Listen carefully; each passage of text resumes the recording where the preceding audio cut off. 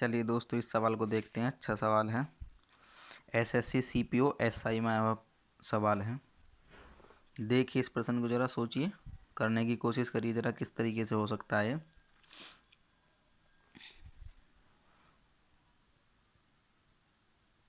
अच्छा प्रश्न है।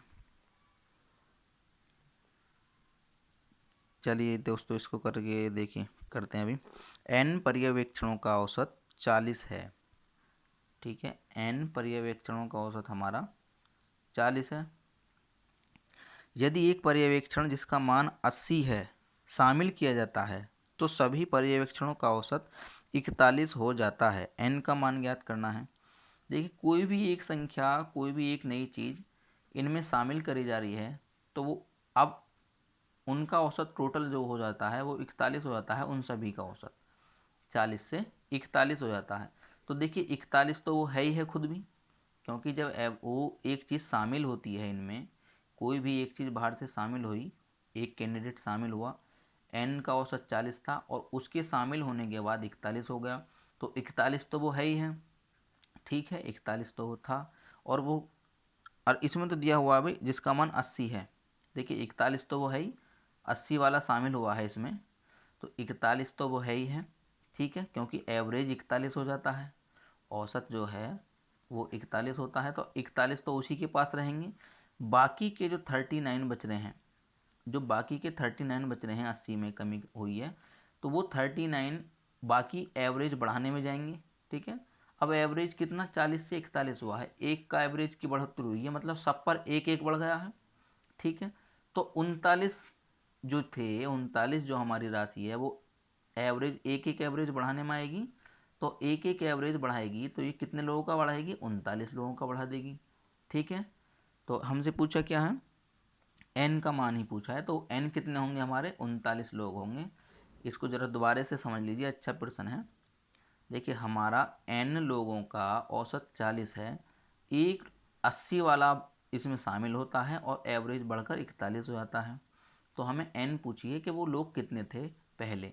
देखिए जब एवरेज 41 है तो 41 41 सब पे पड़ रहा है, तो मैंने इसका 41 भी ये अलग निकाल दिया। 80 में से 41 तो इसके हिस्से में आए, और बाकी के जो इसके 80 में से बचे हुए 39 थे वो इन लोगों का एक एक एवरेज बढ़ाने में काम आएंगे।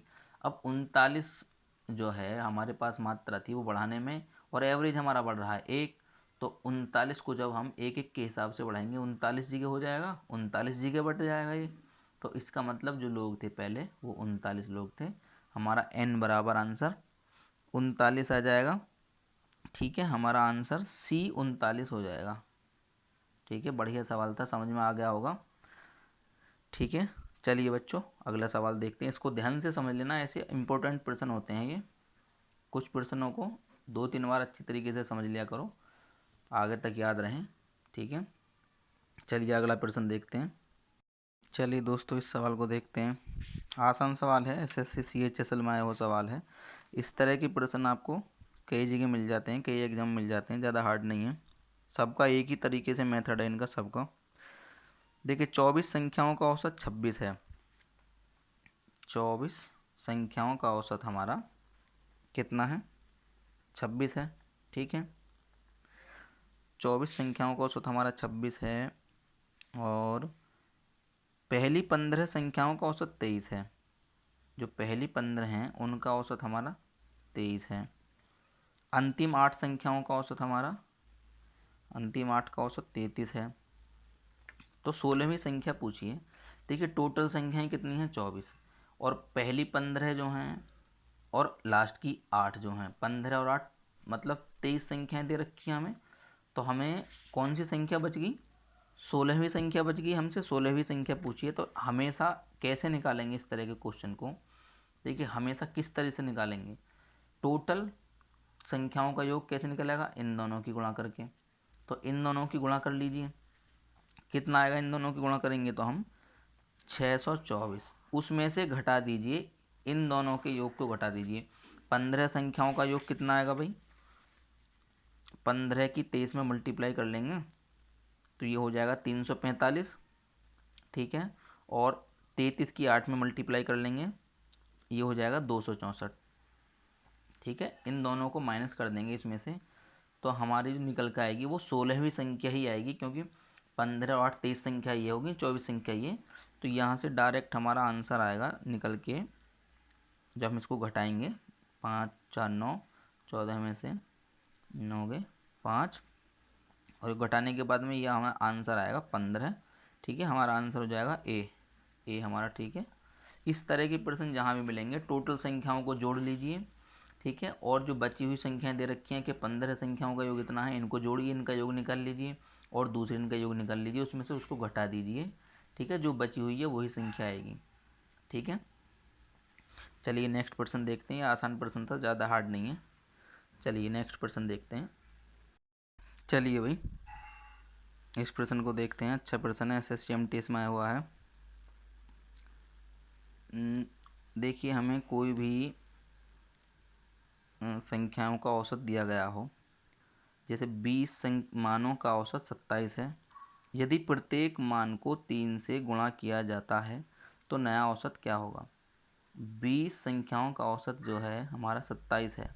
ठीक है, देखिए ऐसे प्रश्नों में हमेशा याद रखना कि यदि प्रत्येक को 3 से गुणा किया जाए, ठीक है, प्रत्येक को 3 से गुणा किया जाए तब औसत कितना आएगा, इस तरह से पूछे, या प्रत्येक में 3 जोड़ दिया जाए, या प्रत्येक में 3 जोड़ दिया जाए, या प्रत्येक में से 3 घटा दिया जाए, या प्रत्येक में से 3 का भाग कर दिया जाए। इस तरह के क्वेश्चंस में जब भी हमारा नया औसत जो आएगा निकल के, वो औसत में वही चीज़ कर दीजिए जो हमसे प्रत्येक में कराई जा रही है। यदि 3 जुड़वाया जा रहा है प्रत्येक में, तब नया औसत पूछेगा, तो 27 और 3 30 हो जाएगा नया औसत। ठीक है, यदि हमसे ये बोला जाए कि प्रत्येक मान को 3 घटा दिया जाए, तो 27 में से 3 घटा दीजिए, नया औसत हमारा 24 आ जाएगा। यदि बोला जाए कि प्रत्येक मान को 3 से डिवाइड कर दिया जाए, तो 3 से 27 में औसत में पुराने वाले में डिवाइड कर दीजिए, तो नया आंसर हमारा 3 निम 27 9 आ जाएगा। तो अब ये बोल रहा है प्रत्येक मान को 3 से मल्टीप्लाई कर दें तो नया औसत क्या आ जाएगा, तो सीधा सीधा इस पुराने औसत में 3 की मल्टीप्लाई कर दीजिए, वही हमारा आंसर आएगा। 27 या 81, सी हमारा आंसर आ जाएगा। इस तरह का कोई भी सवाल कहीं भी दिखाई दे, ठीक है, जो प्रत्येक के साथ किया जा रहा है वही चीज़ हमारे औसत के साथ कर दीजिए, वही हमारा आंसर आ जाएगा। ठीक है, समझ में आ गया। चलिए नेक्स्ट सवाल देखते हैं।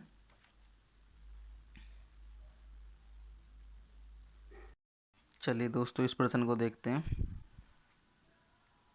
देखिए जरा इस प्रश्न को। 27 संख्याओं का औसत 0 है। 27 संख्याओं का औसत हमारा 0 है। उनमें से अधिकतम कितनी संख्याएं, मैक्सिमम कितनी संख्याएं 0 से बड़ी होंगी। मैक्सिमम पूछिए हमसे, ज़्यादा से ज़्यादा कितनी संख्याएं बड़ी होंगी। देखिए जब औसत 0 आ रहा है, किन्हीं संख्याओं का औसत 0 आ रहा है, साथ कितनी भी संख्याएं मान लीजिए 2 संख्याओं का औसत 0 है, मान लीजिए 4, और दूसरी कितनी होगी -4, इनका औसत कितना हो जाएगा 0। मान लीजिए 3 संख्याओं का औसत 0 में है, 3 2 -5, देखिए 3 2 -5, इनका औसत भी 0 है। ठीक है, 3 संख्याओं में देखिए, 3 संख्याओं में मैक्सिमम 2 संख्या, एक संख्या माइनस में ज़रूर होगी, क्योंकि अगर तुम मैक्सिमम पॉजिटिव संख्याएं लेना चाह रहे हो और एवरेज हमें 0 आवाना है, इसका मतलब सीधा सीधा ये होगा कि उनमें से जो मैक्सिमम संख्याओं का जो पॉजिटिव योग होगा वो एक माइनस वाली संख्या इस तरह की आएगी जो सारे योग के बराबर हो जाएगी। ठीक है, तभी तो एवरेज 0 आएगा हमारा। अगर माइनस वाली एक भी संख्या नहीं होगी तो एवरेज 0 आ ही नहीं सकता। एवरेज 0 कब आएगा हमारा, एवरेज जो 0 आएगा, इसका मतलब ये है कि उनमें एक संख्या, कम से कम एक संख्या 0 जरूर, एक संख्या माइनस में ज़रूर होगी। ठीक है, ज़्यादा से ज़्यादा कितनी भी हो सकती हैं, लेकिन हमसे यहाँ पूछा है कि उनमें से अधिकतम कितनी संख्याएं 0 से बड़ी होंगी। ठीक है, तो अधिकतम देखिए हम 3 संख्याएं लेंगे तो अधिकतम उनमें 2 संख्याएं, क्योंकि एक माइनस की ज़रूर होगी हर एक प्रश्न में। अगर एवरेज 0 आ रहा है तो कम से कम एक संख्या माइनस में ज़रूर आएगी। मान लीजिए 4 संख्याओं का औसत मुझे 0 बनाना है, 1 2 3 और 1 -6, इनका एवरेज भी 0 आ जाएगा। देखिए 1 2 3 ये मिलके तीनों 6 बैठ रही हैं और ये -6, तो हमें एक संख्या मिनिमम एक संख्या माइनस की ज़रूर चाहिए जब हमें एवरेज शून्य लाना हो। तो 27 संख्याओं में से एक संख्या मिनिमम हमें माइनस की चाहिए होगी, ठीक है। और बाकी की जो 26 संख्याएं हैं मैक्सिमम वो प्लस ठीक है। बाकी की जो संख्याएं हैं मतलब मैक्सिमम 26 संख्याएं प्लस में आ सकती हैं, लेकिन एक संख्या माइनस में ज़रूर आएगी, ठीक है। तो हमारा यहाँ आंसर हो जाएगा C26, ठीक है। C26 हमारा आंसर हो जाएगा। अच्छा प्रश्न था, CGL टायर फर्स्ट में हुआ है, इसको ध्यान से समझना भाई। जब हमें एवरेज शून्य लाना है इसका मतलब ये है कि उसमें माइनस वाली संख्याएं ज़रूर हैं, ठीक है। माइनस वाली संख्या अगर नहीं होगी तब वो एवरेज शून्य आ ही नहीं सकता, ठीक है ना। तो हमारा जो मैक्सिमम पॉजिटिव संख्याएं पूछी जाएंगी टोटल संख्याओं में हमेशा एक कम कर दीजिए, ठीक है, क्योंकि एक माइनस की संख्या जरूर होगी। तो 26 हमारी पॉजिटिव संख्याएं मैक्सिमम हो सकती हैं, ठीक है। समझ में आ गया। चलिए आगे बढ़ते हैं। चलिए दोस्तों इस प्रश्न को देखते हैं। चलिए भी आ जाओ। ये SSC CPO SI में आया हुआ प्रश्न है, सभी आए हुए प्रश्न है जितने भी मैं कराता हूँ।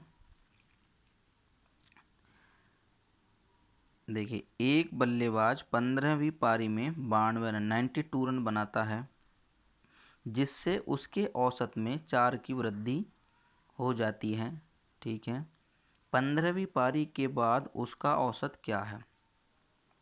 देखिए 15वीं पारी में 15th पारी में उसने कितने रन बनाए हैं 92, ठीक है। इससे पहले उसने कितनी पारी खेली हैं 14, ठीक है। 15वीं पारी में बनाए 92 रन, ठीक है, इतने रन बनाए। इससे पहले उसने कितनी पारी खेली हैं 14 पारी खेली हैं, और उन 14 में भी 4 की वृद्धि हुई है, क्योंकि ये बोल रहा है उसके औसत में 4 की वृद्धि हुई है, ठीक है ना। तो औसत में 4 की वृद्धि हुई है, इसका मतलब 4 जो है पिछली 14 पारियों को देगा ये पहले तो 56 तो वो पिछली 14 पारियों को देगा बढ़ाने में, ठीक है। 56 तो उसने सीधे सीधे बढ़ाने में दे दिए। अब बचा कुचा उसके पास जो रहा वो वही उसी के बराबर नया एवरेज आ जाएगा, ठीक है ना। क्योंकि 56 देखिए 14 चौका 56 तो बढ़ाने में देगा बराबर करने में एवरेज को, तो यहाँ से 12 में 6 गया 6 और 8 यहाँ 8 में 3 36 बचे। तो इसका मतलब हमारा 36 एवरेज आ जाएगा टोटल पारियों के बाद में। भाई हम इस चीज़ से ये निकाल लेंगे 92 रन उसने 15वीं में बनाए, उससे पहले उसने 14 पारी खेली हुई थी और उन 14 का भी एवरेज 4 बढ़ाया। तो 14 चौका 56 तो उसने बढ़ाने में ही दे दिए, 56 रन तो उसने एवरेज बढ़ाने में दिए और बचे हुए उसने 36 अपने पास रखे। इतना ही एवरेज उसका हो गया था पारी का। बाद का एवरेज उसका 15वीं पारी के बाद हमारा आंसर हो जाएगा B 36 रन, ठीक है। ऐसा पर्सन जहाँ भी मिलेगा इसी तरीके से होगा, ठीक है। समझ में आ गया। देखिए 15वें पारी से पहले उसने 14 पारी खेली होंगी और हर पारी का एवरेज मतलब 4 बढ़ाया है उसने। तो 14 चौका 56 रन तो बढ़ाने बढ़ाने में दे दिए, 92 रन में से 56 रन तो बढ़ाने बढ़ाने में दे दिए। तो उसके पास जो बचे 36 वही एवरेज बढ़ बढ़ के बाद में एवरेज आ जाएगा। यही हमारा आंसर हो जाएगा 36, ठीक है। चलिए नेक्स्ट क्वेश्चन देखते हैं। चलिए दोस्तों एक और अच्छा सवाल SSC CGL टायर सेकंड में आया हुआ है। देखिए इस तरह के क्वेश्चन भी काफ़ी आते हैं एवरेज में, अच्छा प्रश्न है। कंफ्यूज भी करते हैं और काफ़ी बच्चे गलती कर देते हैं इसमें, कन्फ्यूजन में। इसका कंसेप्ट समझते हैं अच्छे तरीके से ताकि कभी भी गलती ना हो इस तरह के प्रश्न में। देखिए किसी बल्लेबाज ने अपने कैरियर के 21वें मैच में 87 रन बनाए। देखिए 21वें मैच में 21 में कितने रन बनाए हैं 21वें में 87 रन बनाए हैं, ठीक है। ध्यान से समझना। उसके प्रति मैच रनों का औसत 2 से बढ़ गया। 21वें मैच के पहले उसका औसत क्या था। देखिए इसने औसत में जो वृद्धि करी है +2 की वृद्धि करी है औसत में, ठीक है। इतने की वृद्धि करी है, 21वें मैच में इतने रन बनाए हैं। इससे पहले इसने इसका मतलब 20 मैच खेले थे, ठीक है, 20 मैच खेले थे और 20 का औसत भी 2-2 से बढ़ाया है। तो 87 में से देखिए 20 दूनी 40, 40 तो एवरेज बढ़ाने में निकाल दिए। ठीक है, इसके पास कितने रह गए 47। इसका मतलब ये निकल के जो आया है ये हमारा नया औसत निकल के आया है। ठीक है, ये हमारा नया औसत आया निकल के। ठीक है ना, नया औसत ऐसे निकालते हैं हम। 47 हमारा नया औसत है। अब ये बोल रहा है कि उसके पहले का औसत क्या है। देखिए औसत कितना बढ़ा था हमारा 2, 2 बढ़ने के बाद में नया औसत हमारा कितना आता है 47। 2 बढ़ने के बाद में 47 होता है। इसका मतलब पहले वाला जो औसत है 2 कम होगा इससे, 47 बढ़ने के बाद आया है। इसका मतलब पहला वाला जो औसत होगा हमारा 47 माइनस के 2 मतलब 45। ठीक है, पहला वाला औसत देखिए 87 रन बनाए थे 21वीं पारी में। इसका मतलब उससे पहले उसने 20 पारी खेली होंगी। ठीक है, और ये बोल रहा है 2 की औसत से रन बढ़ा दिए हैं इसने, 2 का एवरेज बढ़ा दिया है सारी पारियों का। तो 20 दूनी 40, तो उन 20 पारियों का एवरेज बढ़ाने में यूज में आ गए 87 में से 40 रन। तो अब एवरेज इसके पास कितने बचे 47 बचे। अब 47 इतने जितने इसके पास बचते हैं वही नया औसत होता है। ठीक है, अब 47 नया औसत है। ये कब आया है जब एवरेज 2 बढ़ गया है। इसका मतलब पहले जो एवरेज था हमारा 45 था।